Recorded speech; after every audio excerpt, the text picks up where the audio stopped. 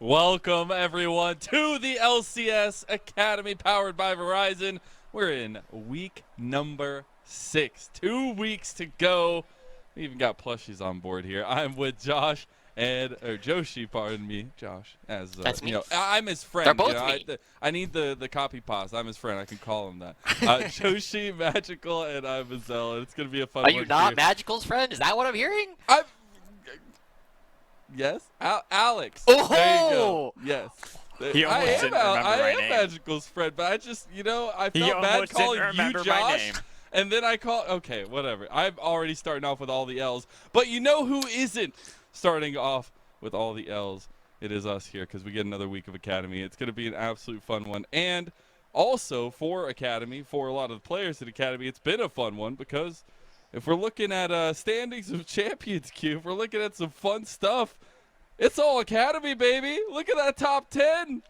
Yeah. And the important thing to remember is that the #1 player currently in Champions Queue is Boogie, right? We're seeing a total takeover overall of what we're seeing from all of the Academy players. 2 through 9 already coming through, and Tomio and Kaori not that far. I guess Kaori's a little bit farther behind, but Tomio still pretty close. I love to see that, it's still getting some Evil Geniuses representation, even with some of the ups and downs they've had. But also love to see Arrow putting in the work. Copy always in there. Armeo even getting in there as well. And I am very appreciative to still see some of that work be put in by a lot of our Academy players, because that's been a theme, I feel like, even in last spring, where we're seeing a lot of the top 20 players are Path to LCS players, Magical. Yeah, and I think it's also really fun because I was watching some of the streams last night for a lot of the Champions Queue. I was mostly watching Busio stream, and I was trying to, definitely not influence him to play random things in Champions Queue and take it very seriously. And he did that. He took it very seriously. I think he won almost every single game that I had watched, and it's just fun to watch that kind of insight and see how these players are approaching something that is, slightly more competitive than solo queue, because they can get in chat, they can actually communicate with these players. Plus, it opens them up to some new opportunities that they might not have thought about before. And it's definitely a very different Champions Queue from what we saw even in spring, right? In spring, it was largely based on how many games you had played. And, to Dokla's credit, not only did he play some of the most games, but he did it with a very high win rate. Yes. But now that it's based on the MMR system, we're seeing, it's been much more fluid, right? A lot of the players that we saw and checked in with at the beginning of last week are not necessarily in the top 10 anymore, but we have a whole new batch of people. And so it's kind of interesting. I kind of look at Champions Queue as almost a way of asking which teams are scrimming more and which teams are spending more time playing solo queue and champs queue.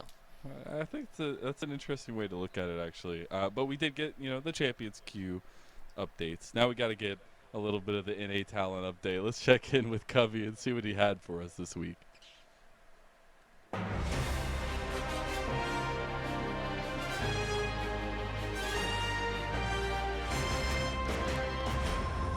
Hello and welcome back to Week 6 of the NA Talent Update.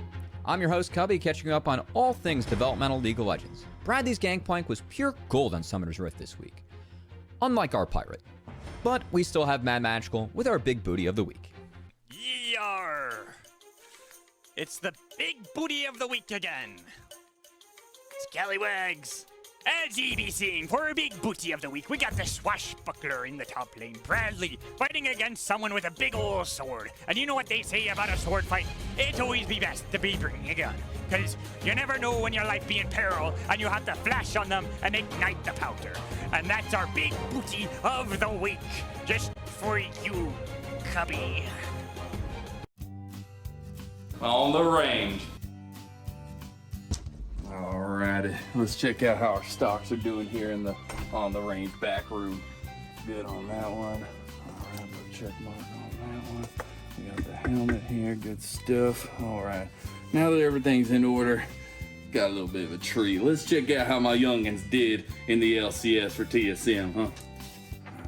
Looking for a play now, a little bit of the slow, and Spica walks right back in, takes the trade for a bit, gets away from the hook. After gonna go for the ulti itself, and Spica gonna take his own ult for safety. Hope they're not pushed out because TB comes in. Right there for the double stun, and Soul sets up a duo. Yep. It's gonna be all about Johnson. They just gotta go, I think. If they try and fight early, that's their best chance. And they're gonna look for Tukui, getting slowed up, gonna package around, a lot of spots, big and taken, and Soul drops One so far. After going to burn the zone. He's packaged in pretty well right now. Disengaged though and adapt onto the support. But he yoinks back. Well done. That is the 80 carry gun. Adina flies in. Zonya's popped, and here we go. It's time for Instinct to go for broke. No way. Number 4. Give it to him. You better not steal this. The kill comes through in his second ever LCS game. Yee-hoo! Gotta love seeing them critters successful on that professional stage. It's time for me to get back to work on the range.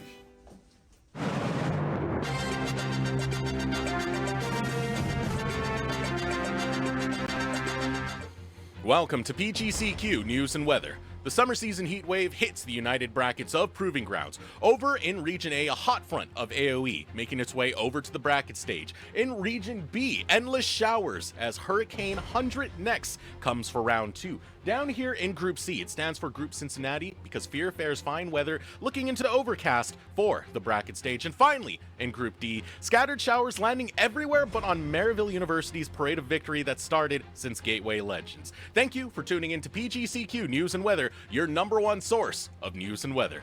That's it for the Week 6 NA Talent Update. Thanks to everyone who helped me put the show together, and may your week be filled with positive gaming experiences.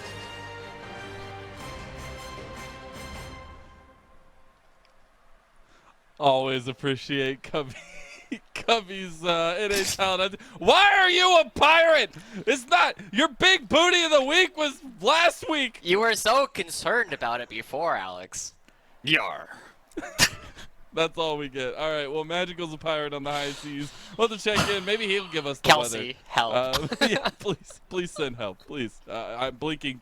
Wait, now a million is it times. help Please for send you me help. guys or help for me? For Both. us. Maybe Everyone. both. The fans. Everybody involved.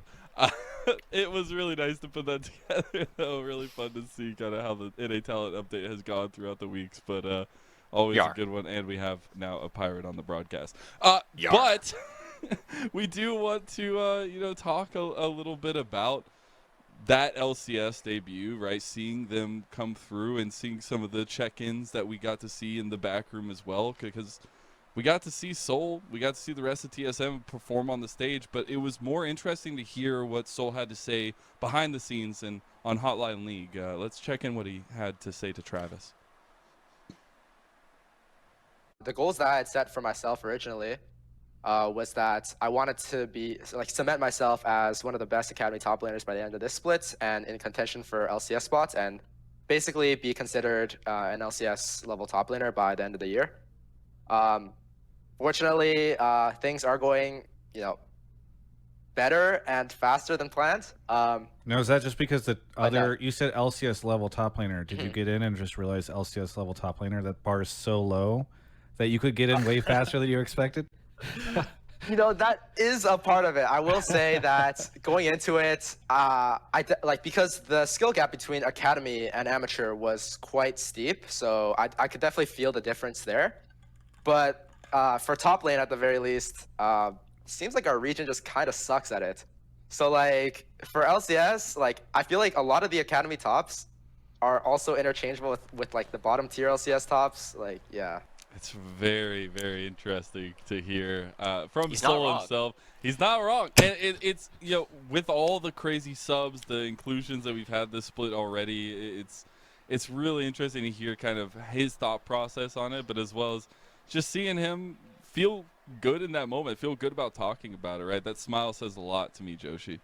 Yeah, and I feel like one of the big things that we're looking at, right, is we've already seen 3 top laners, I believe, maybe even more from Academy have moved up to LCS this split, right? We had Dokla, we had Philip, and now we have Soul, who have had opportunities to play on the LCS stage. And, Philip and Soul, we had high hopes where they were going to be in 2023, but we were asking, are they going to be ready right away? And the fact that they're already performing in their rookie splits says to me that a lot of our Academy top laners could have opportunities to do well, and some of the players like Tenacity are going to smash when they get there.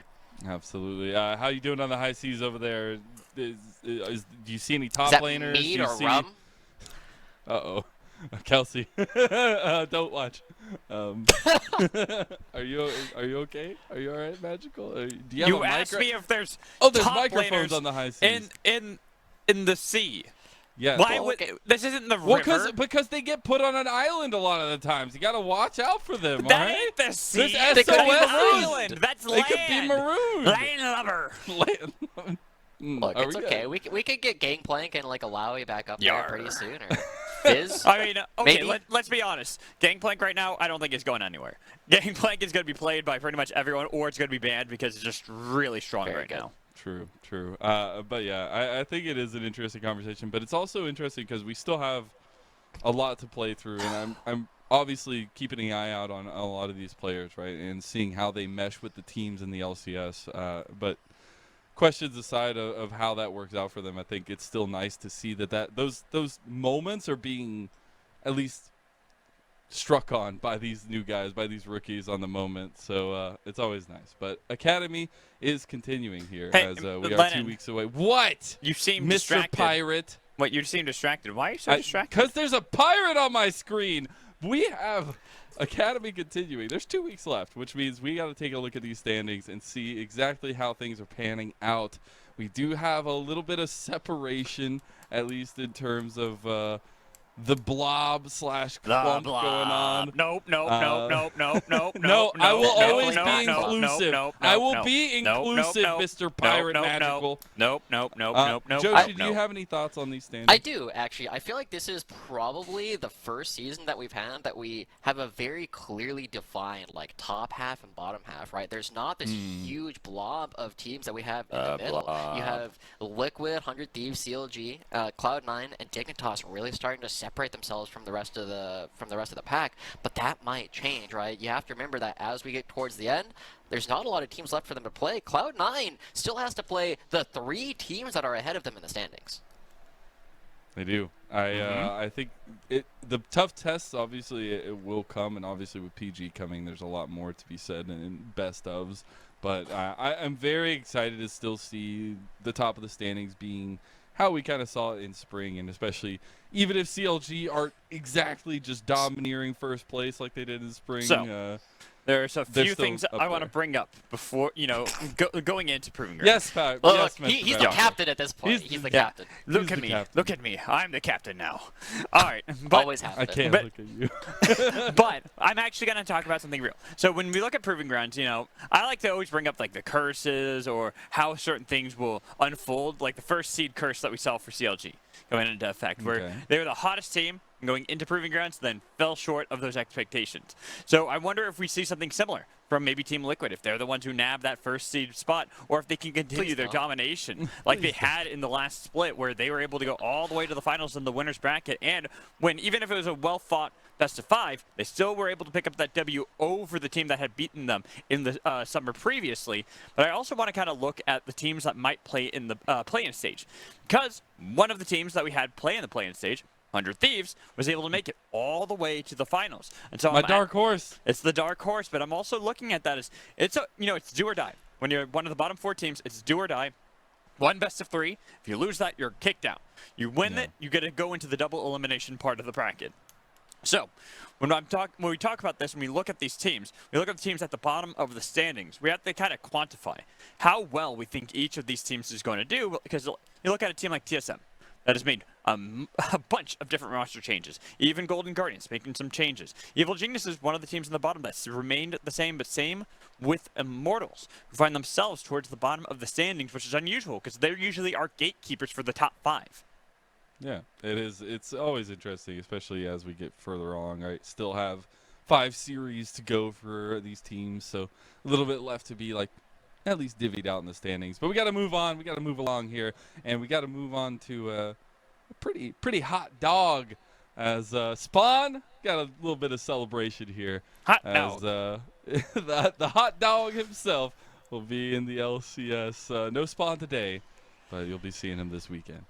But that's exciting. Spawn's been looking so good. He was definitely on my short list already for what we were looking at for most valuable prospect. But if he just starts playing LCS, I mean, how can I vote him when he's not even in Academy anymore? Well, it's like looking at Instinct, right? I mean, props to Instinct for his second game in LCS, getting a pentakill on Zeri. Looking like Turtle. Looking really good in these games. I mean, looking more like Danny with the pentakills. Well, yes. So, but I was going really far back. I know you were, and I was going more recent.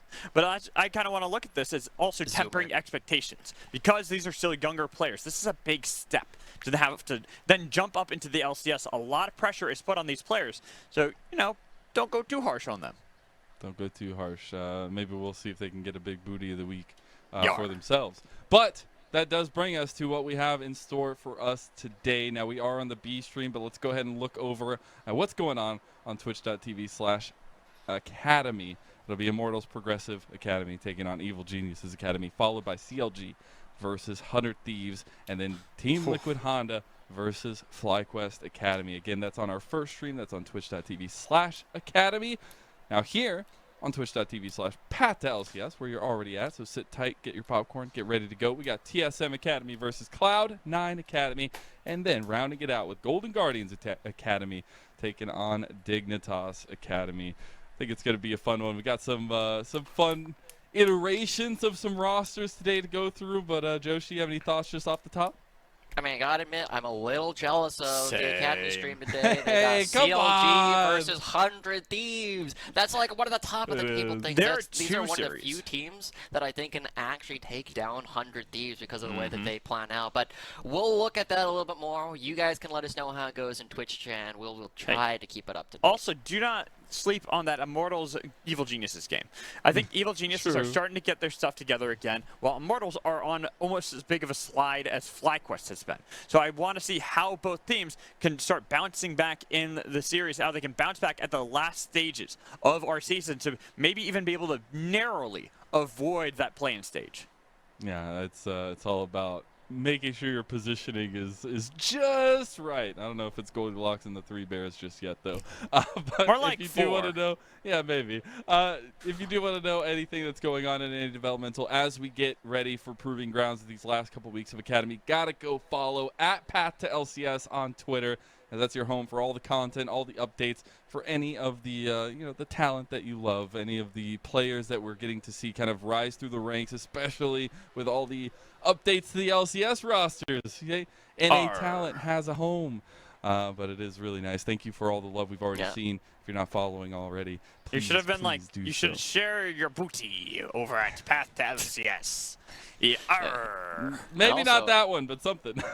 I mean, in the wise words of Space Ghost, right? If you want to know the players like Danny and JoJo before they get their chance to go to LCS, that's where you gotta follow. That's where we're gonna be seeing everything that comes through, and all of our nonsense gets retweeted there all the time. All of our nonsense. If you ever want to look at like bad photos of us used in funny ways, there you go. That's where you go. But we gotta move on to our first series of the day. It's TSM Academy versus Cloud9 Academy. Very interesting matchup in its own right with some interesting head-to-heads, but I think overall story for this one. Obviously, when you're looking at both these rosters, there's a lot to glean off of. The crazy newness of a lot of the players that TSM Academy have brought into the fold, and then you have Cloud9 who are trying to function around, the pieces that we saw some of last split as well, and now coming into this split, Joshi. So a lot to be said when you're picking apart both these rosters. Yeah, this is not the roster from TSM I was expecting to play today, right? The solo versus soul conversation is still ongoing, and it does mean that we kind of have to refocus all of our attentions, right? I originally was going to talk a little bit more about soul. Now they came back and had some opportunity to play LCS, but instead we got our main man, the mid lane, take over the one developmental piece that TSM has kept up. And I'll be honest, whenever I see the copy takeover matchup, I get really excited.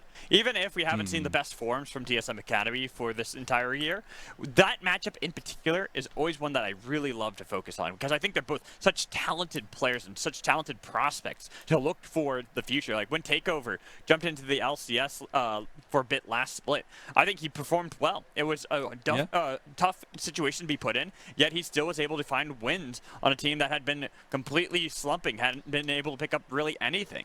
And then I look over to Copy, this player that I've expected in the LCS pretty much this entire year, and going into next year, still expecting to see him in the LCS because he is that damn talented. That's the funny thing is like you're looking at both these guys in mid lane. They're both mechanically talented. I love seeing the pop-up plays. I love seeing the confidence from both of them. But we got to highlight Copy first because he feels like, you know, the rock in the storm apparently for Cloud9 Academy. I know you have Darshan, the president, but you got to have something to hold on to, and mid lane can be that with all the different ways we see this guy play the mid lane out, Joshi. And Copy was definitely one of these players that I think a lot of us had pegged as somebody that we wanted to see go up towards the next level. When Fudge was playing the mid lane, a lot of us were asking, like, is this really what you want to be doing? You got Copy, you got Johan right here in Academy waiting for his opportunity to play, and we know that he has such a wide variety of things he can do. He was known for playing things like the set, playing things like the Galio, things that were very supportive, but now he's right back onto his carry play style, which we have seen absolutely crazy things happening from this guy. I mean, he was my runner-up most valuable prospect last split just because you got to see, you know, my whole line was if you want anything, you can get it from this guy. If you want somebody who's going to dive 3 towers to get a kill on Tryndamere, there you go, you got it. But it's always a fun conversation because you talk about him and his key aspect to Cloud9's success. And you look over at TakeOver, the sole remaining member of TSM Academy, at least at the beginning of the split. And here we are again with a similar situation, it feels like, Magical, where he is the centerpiece to the team, and his mechanical outplays are what they look for to try and win games. He is still the developmental aspect of the TSM Academy roster that remains. And when we see the growth this player has had, where he started off the melee mid lanes was really what he was well known for when he first came in. His Silas was oppressive, but really outside of that, he didn't really strike a chord with anybody else. He wasn't really able to impress us. But lately, we've seen that his growth on different champions, more mages, even some assassins that change up his style drastically, have looked so much cleaner. Like, when I see this Azir play, I still remember watching that and being like, no way did he just do that. But we also have to take a lot of this with a grain of salt because he is on TSM Academy, a team that has been struggling. And he's got to step up massively to make sure that he can really build up this team again and show why he is the one part that TSM have decided to invest in as development. And yeah, I will push back a little bit on that though, right? I have been very excited about this player, but I feel as though he hasn't necessarily been living up to all the expectations I had set for him, right? He is a player that, while I am appreciating that he's working on expanding his champion pool and has had moments of brilliance on a lot of these mages, they feel a little bit fewer and far between than what I was initially hoping for. I feel like TakeOver is one of these players that is still looking to prove that he deserves the next spot, and it's a tough position to put him in, right? You have 4 players that have changed around him all of a sudden. He's looking to try and find some stability, and that's not the TakeOver player I originally knew. He played these melee Akali's, these Silases, to look for these big pop-off moments, and he's having some of them on these mages, but I'm looking for even more. Yeah, I think especially looking into Copy and how this mid lane is going to play out, that's where this conversation really lies, because the head-to-head for this matchup is going to be so important between these two teams, especially focused around the mid lane, and how, if we are going to get these mechanical outplays, how that all pans out. Do we get some more of that supportive style? Do we have more of the, you know, crazy one-on-ones and the diving, those kinds of moments? And I wonder, especially for you, Joshi, as we've seen the meta kind of playing out in terms of Academy, I know I've talked to a few players. They're saying, you know, it's starting to feel like they're getting a grip on everything going on. Do you feel like we're just going to get, you know, the confidence flex here today between these two guys?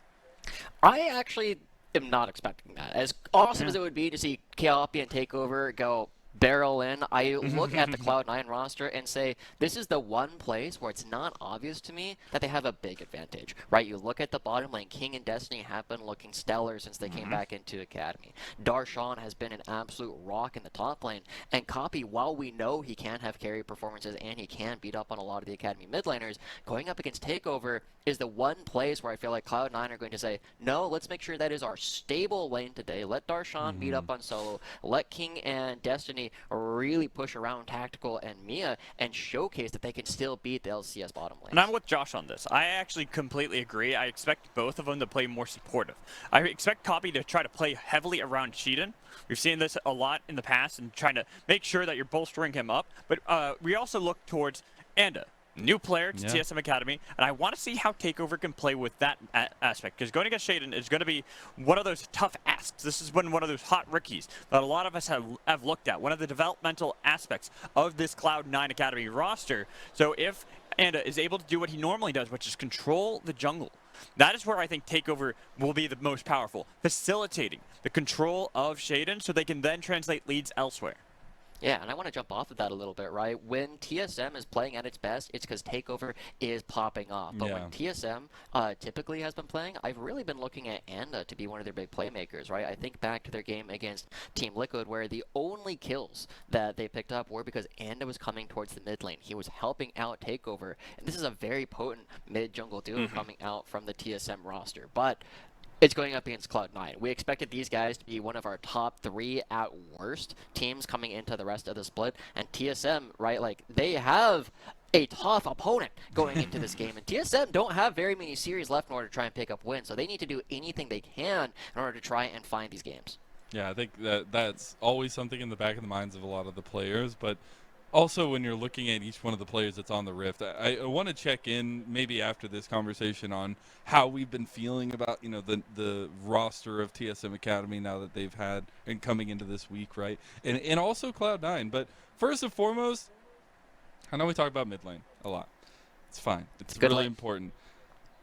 Out of nowhere, we just get solo v Darshan. No big deal. I mean, I'm just saying, like, that's kind of cool. I'm actually really excited to see if they're willing to kind of, you know, play towards the team, or if they're willing to play into the lane as well. I think that's what we're looking at a lot of the times for this matchup in particular across the board. But you have any thoughts on the legend matchup between Solo and Darshan here, Joshi? Well, let's start with the fact that these guys have been playing up against each other for a long time. We've seen them have so many 1v1s historically, but it's definitely a spot where we know Darshan has had more scrim time than Solo. Not necessarily in like the past 2 weeks, but if you look at the past several months, Solo tried to go up against Bradley, right? He got the counter pick matchup, he got the Aatrox, and just as you saw, the big booty, it was Bradley. It was Bradley. It was Bradley with the big booty. And we know Bradley is one of the places that we have said Team Liquid is attackable. Darshan is hard to attack, right? Shaden loves playing around this top lane. They really index on trying to make sure that Darshan gets all these leads. And for a player that I've heard so many times, you win or lose the game at level 1 in scrims because Darshan will fight you to the death, he tends to win well more than half of them. Yeah, I think that it's... For me, it's like, as long as we start seeing some early fighting, that's all I want between these two guys. That's all I could ask for. But then you look at as going back to kind of that conversation of like the new parts of both teams, actually, Shaden versus Anda will have a lot to decipher in terms of where they want to go and how they want to play. I think a lot of the times it will come down to the draft, and we'll get to that shortly, right? But with the way that these guys like to play, right? We recently got to see Anda go up against Armeo, very Armeo-sided in that one. Obviously, new roster, everything coming in for TSM Academy, but themselves, they have both sides have a lot of tools to pick from in this one. And I think for Shane, it'll be a little bit more difficult to pilot, but for Anda, that's where you're looking at that, you know, generalness, the little bit of veterancy to come through for him, Magical. No, we're looking for Poppy. We're only looking for Poppy. That's it. That's it. That's game plan. Get Poppy for Anda. GG, well played. All right, we've already seen that Anda has been an aficionado on it for some time. He's been playing this well back, even in spring proving grounds. He was playing this. Even last year, he was playing this in proving grounds. This guy has been playing this champion for a long time and knows how to play it very effectively. And now, guess what? Back in the meta, thanks to Peanut. We see it here, and we can thank that it's Anda who plays that so well. So I'm expecting probably even a ban towards that as well. I'm expecting to see that it's going to be far more of the top side focus, going a little bit on the jungle pool, but mostly on the top side. Because as you talked about, Darshan Solo, legacy matchup in the top lane, but also the fact that we're expecting everything to be locked standard for the other side of the map is why I think the top lane is going to end up being so volatile. Yeah, when I look at Cloud9 and how Shaden plays in particular, one thing that we've been very impressed about him is his ability to index into one lane in particular and build them a lead. But we've also seen that if he gets stifled in some of those first attempts, if he gets invaded early on, he's not always quite sure what to do.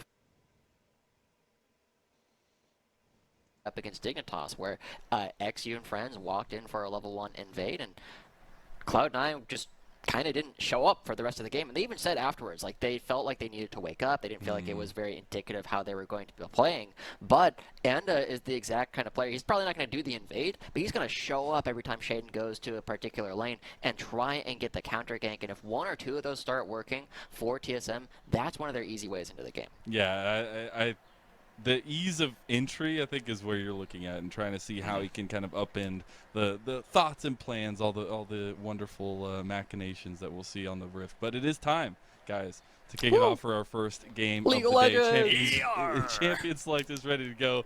So let's see the big booty of the week here, Magical. Send it off. Aye, aye, Captain! As we get on to our Captainship Select. I had to do it. I had to, Josh. You had to. I had to. I like what you're wearing, by the way. That is a nice shirt, and I like the chain. It's a birthday present from my aunt and uncle, actually. So I very told them sweet. I'd wear it at least once, and why not do it as soon as I get it? So. And it works well with what I'm wearing, too. You know, yeah, I think it... You know, you got the captain coming through, and I can be your first mate. Yeah. I like that. That's what we're going with today. So let's go with what's happening in Champion Select, which isn't much. Lulu banned away by TSM Academy. I'm still expecting to see...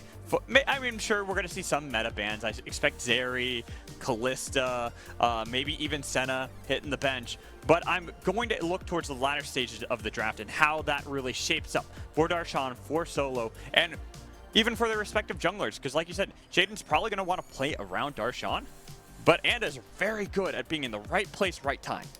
Yeah.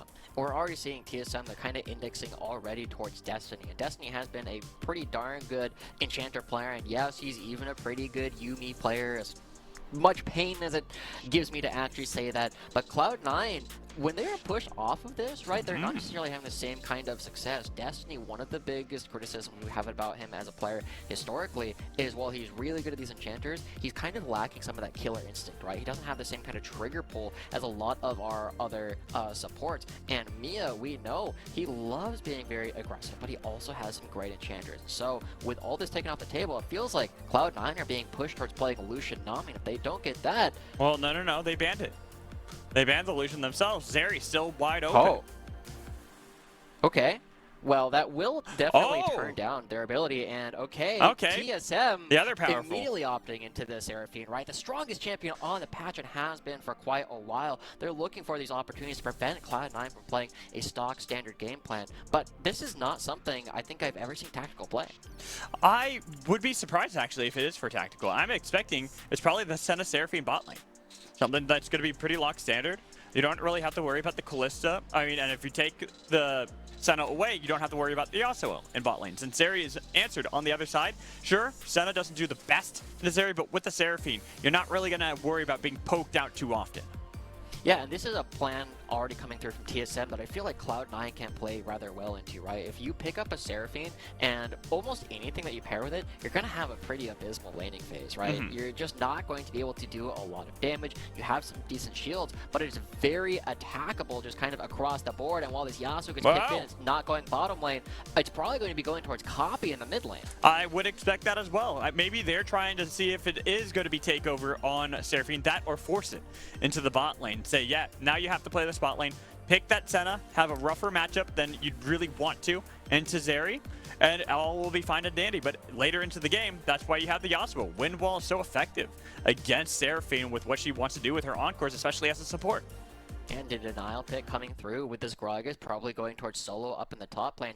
I feel like TSM, their draft already says to me like they are in damage control. It feels as though the bans that TSM have had don't necessarily set up for this Talia particularly well, especially when you know that Cloud9 have already had copy play this Yasuo. And so Cloud9, they're already in a spot where they are immediately indexing into playing against the Seraphine. They have copy who can play against it. King loves these super long team fights. And while the Tom Kench does come through to try and shore up the Seraphine, you are still very diveable before level 6. Very, very diveable. It is a very susceptible bot lane if you can actually attack it right away, which is kind of now the shift.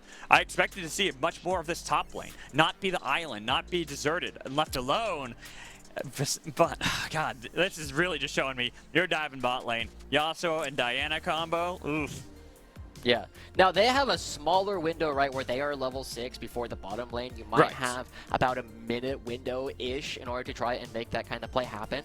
But they do have a lot of dashes. They still have the wind wall. It's difficult for Tactical in particular to try and play this. So Cloud9, they've set up a very obvious way to play against the Seraphine. One, they're not upset with these really long fights with the way that Zeri comes through, but also their wombo combo, if you catch the Tom Kench, if you catch Mia in the immediate moonfall, TSM don't have a lot of ways to protect the Seraphine. No, not yet at least. Maybe Tom Kench for a degree, maybe even Gragas to a degree, but as you said, there's not that much yet. We'll have to see what they draft around that, as now we shift our focus. Cloud9 are starting to hit a little bit more at the top pool, trying to take away Yone. Solo's been doing pretty well on that, so has Darshan in the past. Gangplank, a legacy ban towards Solo. One of his best performing champions when we used to see him in Academy and in LCS prior. So I'm not too surprised to see that taken off the table, but now I'm curious to see what Darshan wants to, if he wants to blind pick it, or if they just want to grab a support here and hold off to whether or not Yasuo is going to be flexed. Yeah, I feel like we're already setting up right now for a Gnar pick coming out from Darshan. It's one of the things that he's played most in his entire career, right? He's played it for years and years and years, and it's also something that Solo has been playing quite a bit as well. It has a knockup, it has different tools, it can split push, it allows them to play a bunch of different varieties of styles, and so as they're already hovering it, my question is less, are they going to lock it, and more, what does TSM want to play into it? I feel like Aatrox and Ornn, the most played for Solo, are both fine into Gnar, but you don't necessarily have instant wins off of it. Well, and with the Gragas already being locked in too, could be Gragas top lane. If I recall, not the best matchup. It's more of a skill matchup. Fine. Yeah, it's like a fine matchup. It's more of a skill matchup between the two. So it could be flexed there by Solo. We'll have to see. At the moment, they're just kind of waiting it out, deciding what they want to grab. I expect to see whether or not we're going to get the answer of where the Seraphine goes. Is it mid lane, or is it going to be for Tactical playing that with Mia on Tom Kench? Yeah. I mean, you got the Viego coming through. This is Anda's first time playing the champion here in Summer Split. Obviously, he played it in Spring. Obviously, he played it when he was playing for Nowhere. Everybody plays this champion at some point. But with the Viego already picked, now Cloud9 do have an opportunity to pick up their support. And I think that's actually rather shocking, right? That they're saving it so long. I'm curious what it is that they're trying to pick up for Destiny in order to create this space. But Takeover. Yeah, I was about to say this Takeover. This is a mid lane Renekton. Yeah, it is. Oh, man. Now throwing down some heat. Yasuo can be flexed around, same with Gnar, I suppose, to a degree, but this is also kind of why I wanted to see the support pick, because now this Renekton, it does well into both of them. It's like, you can't really do anything. I mean, level 1 through 3 is when I see Renekton play against Gnars pretty effectively, but into Yasuo, very good pick. Doesn't matter what he does to you, you can dash just as much as he can and always follow him up. So they grab something that will scale more into the game, grab Zilean. Yeah, and this is, again, the first time that Destiny has played Zilean on stage for us. And so the mid lane, suddenly, we didn't think it was going to be that much of a fire matchup. We were not expecting it to have this much spice to it. But Takeover picking up the Renekton to go into copy, it's a pretty decent matchup, but the thing is, you have to find this advantage as the Renekton. If you don't, if Takeover is not able to beat up Copy early on, the matchup kind of shifts, and so eventually you just become a body that stands in front of Seraphine later on in the game. And TSM, my worry right now is that they are kind of low on damage, and they don't necessarily have great ways to actually get to King. So even if you kill everybody else on the side of Cloud9, King is still going to be an issue because they don't have a way to pick up on him. And so that puts a lot of pressure on the Cloud9 AD carry to potentially carry this game if everything else goes awry. So Josh, do you know what a pirate's favorite letter is? Most people would say R, but his first love be the C? Yes, good. You already know. And let's dive into this game for Cloud9 versus TSM Academy. TSM, they got to start rocking and rolling here now. There's only so many series left in the season, while Cloud9 still trying to fight for a top 3, even further position in the rankings. Yeah, and Alex, I know I wanted to talk to you a little bit about this, but Destiny called me out on Twitter yesterday. Yes, he did. We were talking about most valuable prospect candidates, and I didn't have a single member of Cloud9 on my shortlist. And from what I understand, Alex, you don't either. So I want to talk a little bit about at least my thought process behind this. And I'm going to start off by saying I think Cloud9 have a lot of very strong players. But the number one thing I look at when I look for a most valuable prospect is how much growth I think they've shown within the split and how much growth I think they're likely to continue showing. And Dokla was a perfect example of that. If you looked at Dokla when he was subbing in for Team Liquid, he didn't look very good, right? He looked But the amount of growth that player showed over the course of Spring Split, how he went from being kind of a middle of the pack at best top laner to taking total control. What the heck is that, Darshan? What? Uh-oh. Yeah, see, okay, just so everyone knows out there why Josh is already tilted. He is a Gnar aficionado. He loves to play the champion. So seeing that he started with Hop, I already knew once I saw him. He has lethal tempo! Whoa! He's wild. He's wilding out here. I told you people. I told you people. Yeah. He knows his Gnar. Yeah, but to get back to it, we'll look more at Darshan in a moment. The thing is, I feel as though the Cloud9 members, well, if you took all of them and put them in LCS right now, they would all look fine. I'm still looking for that clear opportunities for growth. I think they would all be fine in LCS, but will these players be top 2, top 3? I'm not sure yet. Same here. And from what we've seen, if we look back to last split, Copy was one of our best mid lane players that we saw. But this split, hasn't really gotten a lot of that spot in the sunshine. The spotlight. Yeah, he still looks good. He still looks good, but the spotlight has been put elsewhere, where we normally have seen that he's played fine. He's played dandy, but we need to see him pop off, especially in a rough matchup like this. If he can somehow take it to takeover, that would really make a case to as to why we should start looking at him more. Yeah. It's a big question, right? Johan showed a lot of growth, in particular, during his time on 100 Thieves Next, during his first couple of splits on Cloud9 Academy. And he still looks good, but I'm still looking for that next burst of growth. If you asked me in spring, I probably would have considered voting for Copy. I did consider voting for Copy if we didn't have Dokla playing in the league, but this is an opportunity to showcase. There's still plenty of time left before Proving Grounds for these players to suddenly just have something click. So Anda is trying to get a little bit of control over Shaden early into the game. Diana does struggle a little bit against Viego. You really want to be able to farm up to level 6 so you can feel the most powerful. But Anda gets the stun onto Darshan. Solo is nearby. All the while, mid lane, we have a trade. Copy, do it. One more kill. He's got the tornado. First blood for Copy. Okay, Copy. Something clicked already in the mid lane. This is a big contentious point between Yasuo and Renekton mains. Like, how good is this matchup actually for Renekton? Copy showcasing he's understanding the matchup a little bit better, and fighting that first blood is going to suddenly put Takeover in a really brutal position where Josh, he has a very small window. This is what we asked. We literally asked this like a minute ago. Immediately. Said, hey, Copy, show up. If you can start showing up like this, this is going to get you back into the contendency for MVP. And right there, solo killing Takeover, punishing Takeover for being way too far extended. Yeah, and as we look, right, Takeover is taking that turret shot. That's all that Copy feels he needs. He can keep up so well, and this is the big moment, right? It's whether or not this Q lands. He gets the one skill shot, and Takeover has nothing left to do. Easy peasy there. Johan, nicely done. So he gets his team, first blood topside. Nothing really amounted. Sure, a flash was blown by Darshan, but you didn't really lose too much in the top side. Since you have Gnar, you can always hop out. Pretty easy to survive.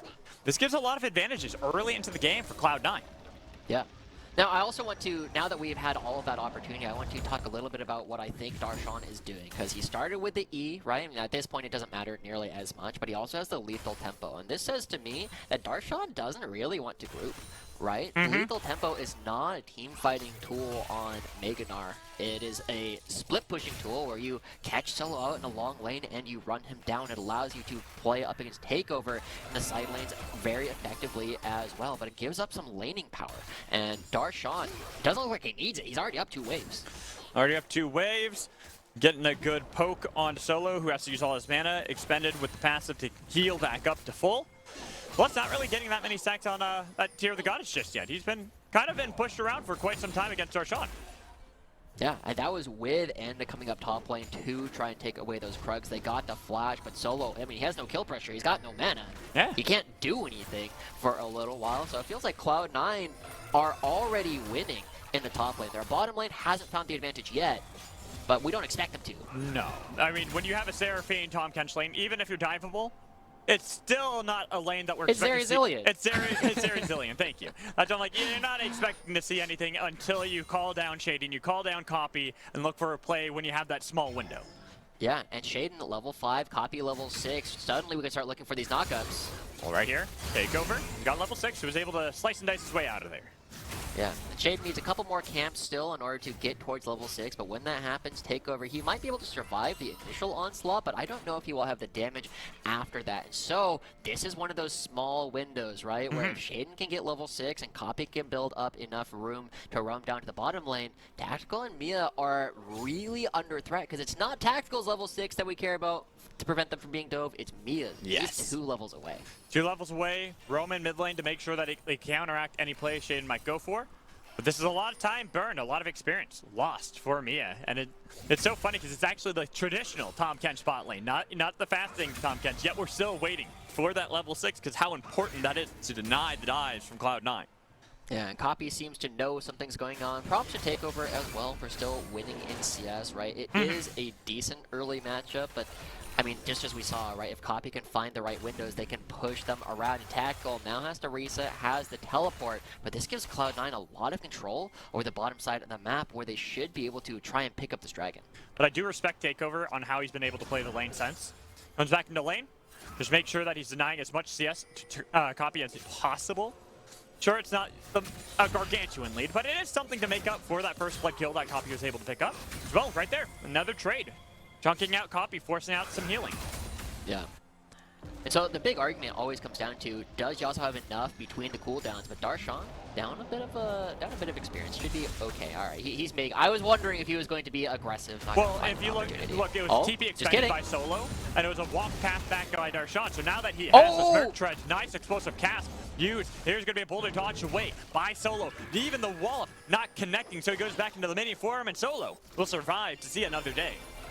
Will survive. Had to use the ultimate, though, as he did body slam in place. Didn't see the minion. Hey, so you know what? Two ults burned on each side. Straight. Yeah, but one of them is like a 30-second cooldown. Oh, I get. Okay, Darshan isn't level 11 yet. This is the one time. Yeah, this is the one time where he doesn't have ult every single time he goes Mega. Yeah, not until level 11 when it's on that 30-second cooldown, and then later it's on a 0-second cooldown. Nice knockup from Mia to get a lot of damage onto Destiny. And speaking of a good vulnerability, Destiny only level 5, not having Chrono Shift available to him is a good target for TSM. Yeah. Not going to be able to find the 2v2 dive, I can't imagine. But Copy and Shaden looking for a 2v2 mid. Looking for it. Careful that Shaden's nearby. They're going to be able to get the stun with an exhaust onto Copy. Copy trying to get back towards Shaden. Even using the flash to get away. It's going to be the Diana ultimate. But they didn't have enough. Viegos resets, jumps over the wall, dodging away with the wind wall himself. Diving back in with the Heartbreaker to break the mid lane's heart.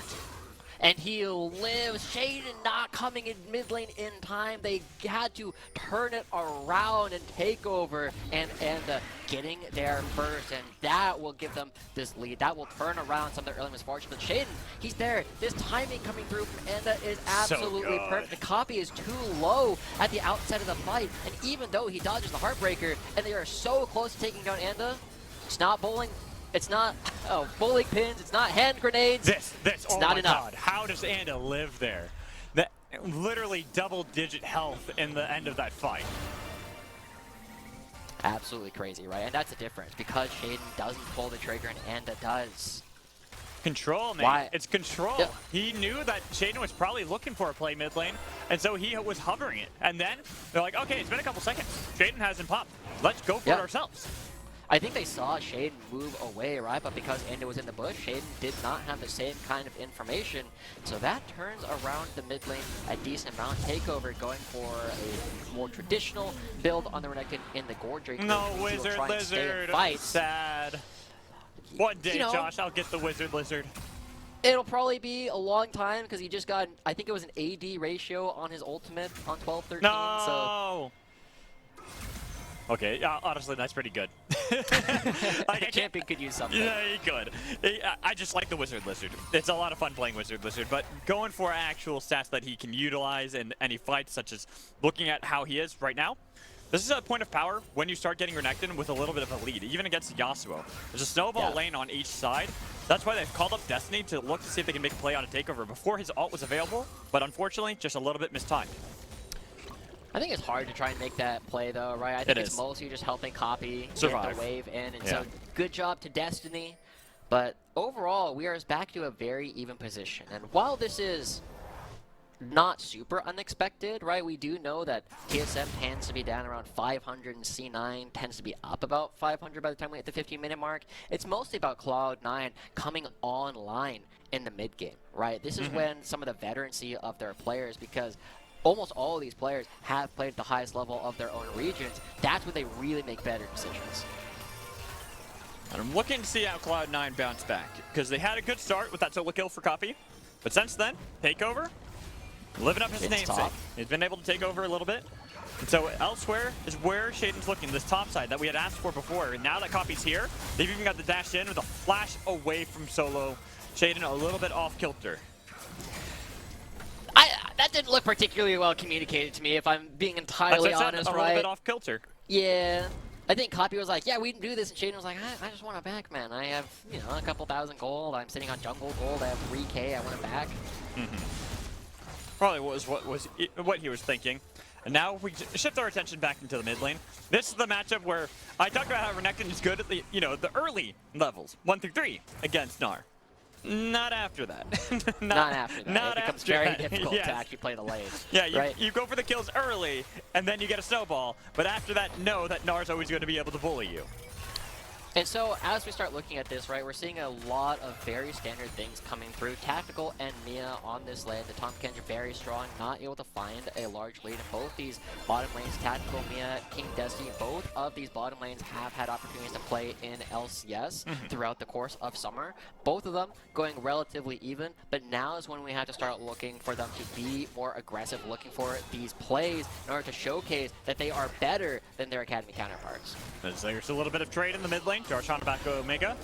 The Takeover doesn't want to fully engage this just yet. Instead, they want to see if they can set up some control on the bottom half of the map. You saw a lot of that focus, not be on top side, but more on the mid side toward TSM Academy. Playing around that prospect, playing around their developmental aspect on the team. While bot lane has pretty much just been on its own island. Both sides not really able to interact too well with one another. But that's looking to change. Both jugglers are here. And they've dropped the Rift Herald. So they should be able to get a good-sized crash for TSM Academy, giving a lot of that gold over to Tactical as well. See that Shaden was hovering around, hoping to be able to help out in some capacity in case there was a dive attempted. But when you see a Tahm Kench Zillion support, neither side really wants to commit to a dive. Yeah. I also was going to be very critical of Mia for coming in and taking away some of the gold from his lovely Singer, but he did a good job. He stayed exactly on the edge of where he's actually able to pick up gold from the plate. So hey, Mia's I was going to be upset, but I mean, Mia, I'm impressed. I thought you were too close, and he was like, nope, we are doing exactly what we need to.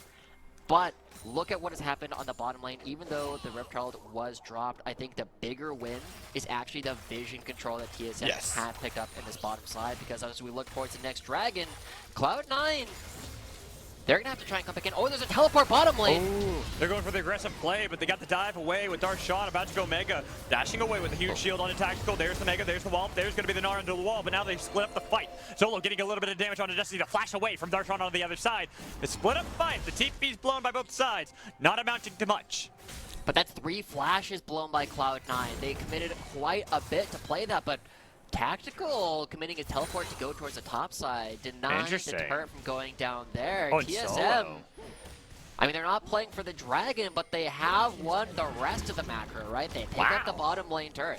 I love that play from TSM. What a reaction to be able to survive the flank that came in from Darshan right as he was about to go Mega, too. When you're the most powerful as a Gnar on flank, yet they disengage completely, survive, push them back, and then like you said, the TP from Tactical saves top lane so they can get bot lane and this dragon. So TSM, the planning coming through, really making a difference. And so this is what we were looking at, right, from Shaden. When he is able to snowball one place on the map, he looks really, really strong. But Anda has done a better job of that. He got Control. takeover ahead. He's tried to get these plays to go through in the bottom lane. Even though they didn't make a gank work, they got the Herald to drop down there and living up to the expectations we had. And, you know, I'm going to bring this up just because we talked about it before, where I expected more top lane focus. And that's where I got to praise Anda even more. Because that invade onto the Krugs, sure, he doesn't really get much, but the flash that was burned off Darshan makes it also so Shaden does not want to look to, for a play there anymore in this top lane, saying, yeah, you know what, probably not going to work out too well. And so, as TSM, they're continuing to control the map. They are already picking up this Rift Herald. That's three of 4 neutral objectives, and so they have to find a play bottom lane, but that doesn't even clear the wave. It's still difficult. It's still a Gragas. Yeah, I mean, he has to flash, so. Flash and body slam away, and use the ult. A lot of things burn, but surviving while the rest of the team are looking for advantages elsewhere. You can see that Darshan has kind of had to resort to taking away some of the jungle of Shaden, and Shaden is trying to steal away some camps himself, but all in all, it should be a trade of turret for turret. Yeah, this is actually really good of Darshan, right? It's not that he's taking away from Shaden, it's he knows Shaden is taking camps on the bottom side and he wants to deny them from going over TSM, right? You see Anda comes over and he's like, oh, where are my Krugs? They were taking Darshan, you little thief. But that's another Rift Herald that Anda is able to crash nonetheless. He's still playing this very well across the map. Even though it's not flashy, he has had so much control over the game. That's the whole identity that we expected from Anda. Control, control, control. He's living up to that namesake of how he plays as jungler, and Shaden, someone who likes to play for those lanes, who's very aggressive, just hasn't been able to find those angles. The couple times that we've seen him try with Copy, really haven't mounted too much. Yeah, and so Alex, we are now in a spot where I'm expecting the next like 2.5 minutes to be a little boring. Okay, right? so what kind of for people knockdown at jokes home. do you want? Tell me one about Takeover. Knock knock? Who's there? Takeover. Takeover who? Takeover top lane. There you go. We got the late spots coming in. Let's go, Alex.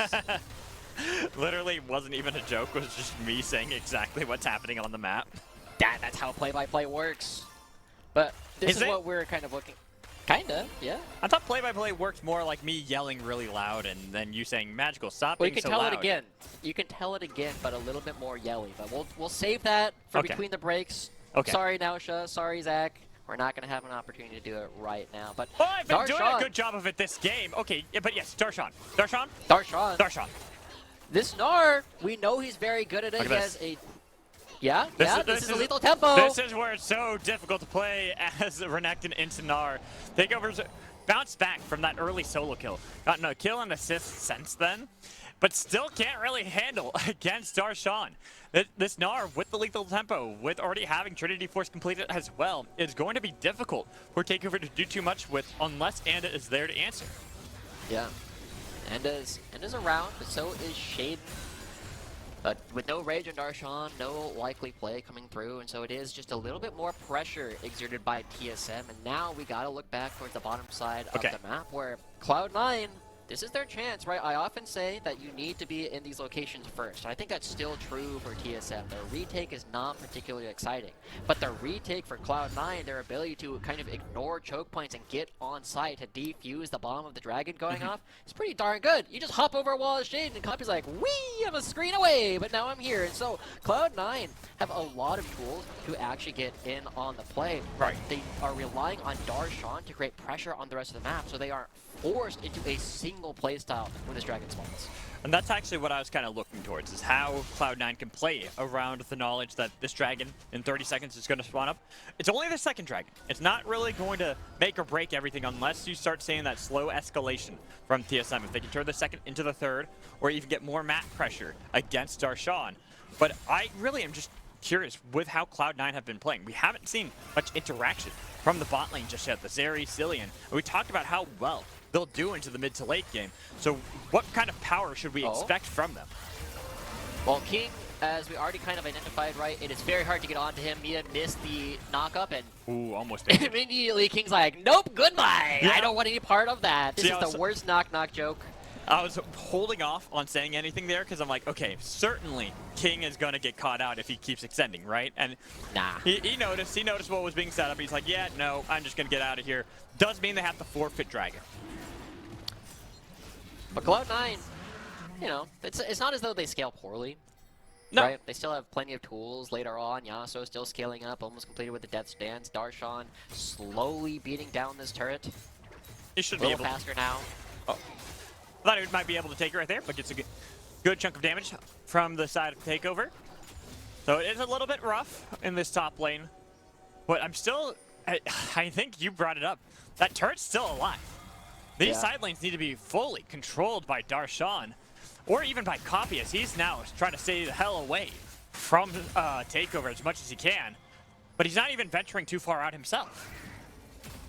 It's tough, right? I don't feel as though Copy is strong enough to take the 1v1 against Takeover. He might be able to do it against Solo, but it's so hard to fight Solo, right? Solo will just be like, nah, I'm out of here. We will fight again another day. And so Darshan is kind of like their only point of pressure on the map. And it's kind of a lot of pressure for Cloud9 to be putting on this veteran top laner. And if there's somebody who I think will stand up to it, I think it is Darshan. Yeah, right? El Presidente. El Presidente. But it's a question of the rest of Cloud9 need to hold up their end of the bargain, right? It does need to be a spot where Cloud9 need to try and start making plays. Shade, one of these players that we were looking at as a potential future MVP, hasn't been able to find an opportunity yet. Darshan looked a little dicey there for a second, but he's got his own hop. He had flash available, plus the Gnar ult. Difficult to utilize all that on Mega Gnar. You really want to try to see if you can punish him when he's in the mini form for those brief windows.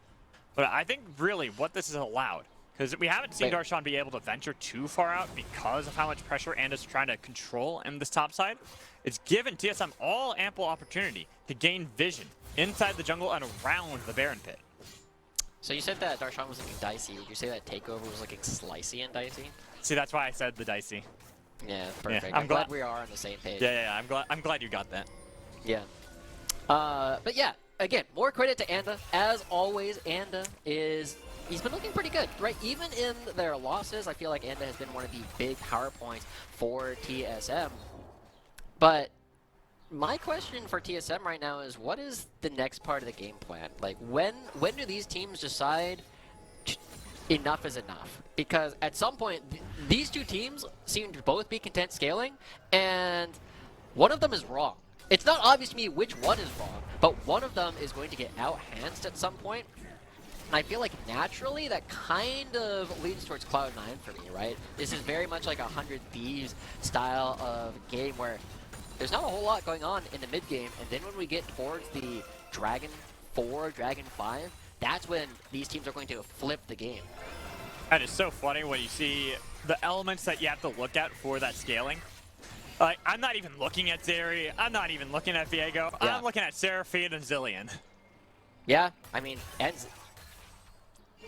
I can't, you know, you say you're not looking at the Zeri, I feel like we have to look at the Zeri a little bit, right? I mean, I'm looking more at the Zillion because the Zillion is just going to continually buff up Zeri. That movement speed you gain, gonna dash even more around the map, plus a free GA at any time you need it from Destiny. So unless Destiny gets highly focused, it's going to be rough to deal with King because of Destiny. Yeah. And King, the Oceanic AD carry, I feel like the LCS fans were very harsh on his play, right? He did make one mistake of like walking onto the package, but for the most part, the rest of the games were not necessarily about King and Destiny having poor performances. But this is a game where you give two win conditions, right? You have Shade and Copy as a duo, and then you have King later on in the game. And as Anda continues to control the jungle Shaden, you know, there's more and more pressure put onto King to perform. King wanted that so bad too. He's like, yes, this will be great for me. I can slow them a little bit. The burn I get, plus I'm going to be going fast. And Anda's like, oh, thanks for the leash. Yeah. And so I'm getting a little bit of throwbacks right now from Cloud9 to when they were playing up against Dignitas, where I believe it was Destiny who did the interview afterwards saying, we just needed to wake up. Do you think Cloud9 has had their coffee? Coffee ain't good for you, man. Is 5-hour energies better? Yes. Oh, that's a take. Only because I religiously take this. Yeah, he is not a nutritionist, by the way, or dietitian. I'm not Not sure at which all. one is the protected term. I don't know, but I'm neither of them. Let's be I don't honest. know, but I've been told. And Cloud9, okay, this is it. We gotta fight around the dragon. Yeah, but look, it's not even the Mega Form. Darshan has to kite this out for now to make sure that he can at least get some stacks up for there. With the use of the explosive cast on one side, Takeover is in a little bit of danger. He should be fine, should be able to eat some of the honey fruits, and now they're fighting for control of the dragon. This one's far more important. This is why Cloud9 have all grouped up. Ooh, but Cloud9, they might be a little too slow. Darshan trying to buy time. It's about to go Mega. Watch Getting Shaden. close. Shaden's nearby. Dash is Nice! going to be the last breath as well. Getting a lot of damage, but with the gobble up coming in from here, it's keeping him alive. The stolen dragon, the 9 to solo point. Now they've got to get the kills that they can with the flash from Mia. The zap connecting, but still that thick shield means that it's going to be a surviving Tom Kench, but a dying Viego, and possibly Tactical as well as King finds a double kill under the turret.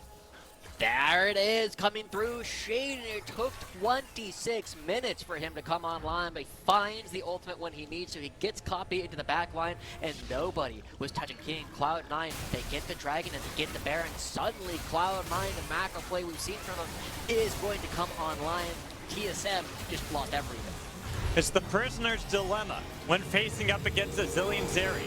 Who do you want to focus on? If you don't focus on King, he's getting a ton of DPS on you. If you focus on the Zeri, then you're just going to have the revive. You always will have that safety net that will delay the game further. And we saw there, TSM went for the former. They tried to see if they can attack Destiny. They could get him first, and it didn't really work out too well for them. Yeah, and now Solo has no flash. Oh, that flash from Darshan as well to make sure he got the blast going. Solo, he's on a journey, but it's a journey into the grave. Ooh, okay. I respect it from Darshan. He is expecting the body slam, expecting the blast comb, and now he has total control over the side lane. But while they have the Baron, TSM are the ones on the other side of the map. Cloud9 with the Baron are just now getting into range of some of these structures, but they don't have a wave. It's actually TSM that get this structure first. Yes, but looking mid lane. That turret is not long for this world once the minions start to corral. TSM, they still have to wait out this Baron power play that Cloud9 have for themselves, and I feel like it's still going to get rough. Now you're going to have a huge shift of gold where everything was dead even beforehand. These fights, if they were close when you were dead even, it's going to get worse as you get later into the game. True, and King, I mean, he had a pretty big play in that last fight, and now Cloud9, King has a lot of range. TSM don't have great engage tools. No, it's really on Takeover. I feel like Takeover has to find a great angle in order to flank. It's the late game Renekton, right? That's a tough ask. It's the late game Renekton. What do you become as a late game Renekton, Josh? A gecko. He's still a crocodile, but no, it's a stun bot. The stun bot was the answer. Oh, sorry, but you don't win this week's trivia. Unfortunately, you'll go home empty-handed. Yeah, I was just like, you know, what is a small alligator? Oh, it's a caiman? Yeah, I think that's what they're called. Yeah, I think that's what they called it. They're called too. Yeah, but no, he's not that. He's just a stun bot. So he needs to try and find a way, right? He's got a flash. He can try and slice and dice through the team, but I also want to say I feel like there's some pressure on Solo, right? He's 0-1 and 0 on this Gragas, but he's done a decent job like staying even in farm. But we haven't necessarily seen him go for these ultimates in a way that is aggressive. It feels like he's been forced to use a lot of them defensively.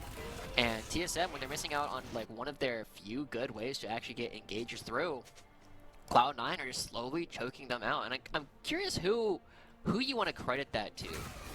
Well, Josh, would it not be the fact that Cloud9 just have so many dashes? I mean, that's part of it, but now that they are coming online again, somebody's the shot caller. Good point. Now I'm looking at TSM. There's a good jump there from Shaden, trying to force them away. So the Baron is gone. That gold shift that's been gained, even if it's only around 2,000, 3,000, right around that range, it's still a good shift because a lot of the gold is into the right places, mostly that being King. And Copy, right? Copy is now on 3 items, as is Yasuo, 3.5 on King. They're coming through, big wave. TSM, do you do anything? They're trying to see if they can clear out the minion wave so they can keep the turret alive for just a little bit longer. It's again a little bit of a dance. Dragon spawns in 45 seconds. It'll be third for either team. And while If you get it for Cloud9, it probably won't mean the soul, it'll just mean the game. TSM can delay this game further by grabbing it for themselves. Yeah, and while Shaden has gotten outpathed fairly heavily by Anda in terms of control he's had over this map, Shaden has been one of the players that can be this big engaged tool. And so both teams full on grouped up. Watch Shaden, he's got the biggest go button. He's waiting for it as Darshan looks to see if he can gain some of that rage bar back, probably calling the rest of Cloud9 back, saying let's wait, but they turn. Onto Darshan, he hops away, they're getting damage. And now they're trying to see if they can dive into the back line with Taker, already using the dominant side, go to the pull in with the last breath, getting 2, but they're still alive. They're healing back up with the help of Seraphine. As Coffee tries to dash away, they get the killing spree. Darshan! They're chasing him down. They've got one split away, and they've got the follow-up kills on one side. So it's a complete wash for TSM. Cloud9 pick up a clean ace. Oh, I was so worried at the beginning of that fight for Cloud9, but they pick up the dragon. They're looking to end the game. Darshan, the president, coming back and making sure that Tactical can't do anything in that fight. Cloud9, I think they just end here. I think so as well. I said, if they get the dragon, the game is just over. They've got some minions. They've got the power. They're toppling these structures so quickly that TSM, with 7 seconds remaining until Mia spawns, won't even have enough time to see if he can defend the base. This game should just be over. And Cloud9, where it was a well-fought game all the way up through the mid-game, there were just a couple fights that swung their way and picked them up glory. And at the end of it, right, we said we weren't necessarily expecting Copy and Takeover to have the largest impact. While they had a couple of cool plays early on, the real stars were Darshan and King coming through for Cloud9. Some of our more veteran players, right? King played for the Cloud9 LCS. Darshan has been such a long-standing member of the League of Legends community, and they both stand up during these team fights. They both have their opportunities to make themselves look good. And Cloud9, it was slow, it was steady, but they win.